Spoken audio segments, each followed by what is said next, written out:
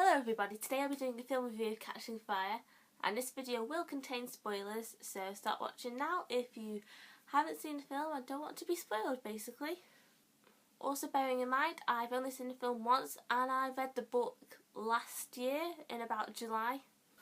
The film starts with a beautiful opening shot of the camera sweeping over the forest, and then it vests to where Katniss is crouching down by the stream.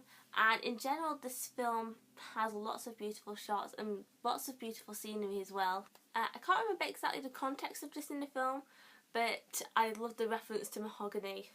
One of the criticisms that people have said about the first film is that the Avoxes are never mentioned, they're never acknowledged at all. But in Catching Fire, when Haymitch, Katniss and Peeta were having their meal, did anybody else notice there was a kind of a creepy girl in the background? She was out of focus, but she seemed to have black holes for eyes, and she's wearing some kind of, seemed to have something around her head at least, and she was wearing a black and white dress, I think.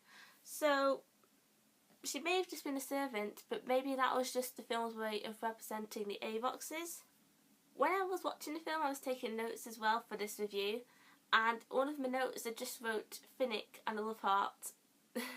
I guess that pretty much sums up my feelings for him then. I loved the character of Johanna Mason. Like, when she swore in her interview, that kind of shocked me a bit because, well, it wasn't in the book for a start. But I think it was good. It's good to have that good shock element. And it was a good way to add a scene that wasn't in the book into the film, I think. Also the scene when Johanna strips in the lift was great, and pretty much how I imagined it in the book, to be honest.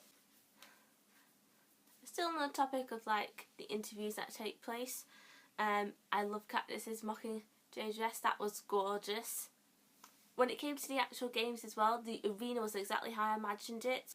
The film in general also had standout acting, and it had loads of powerful, well executed scenes. Those scenes in which I will talk about now in a segment I would like to call notable scenes. Firstly, District 11.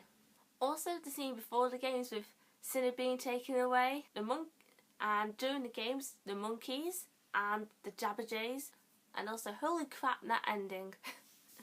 Back to the acting again. Jennifer Lawrence is just perfect, really. Seriously, like, some of the best acting she did was just in the last 10 seconds of the film.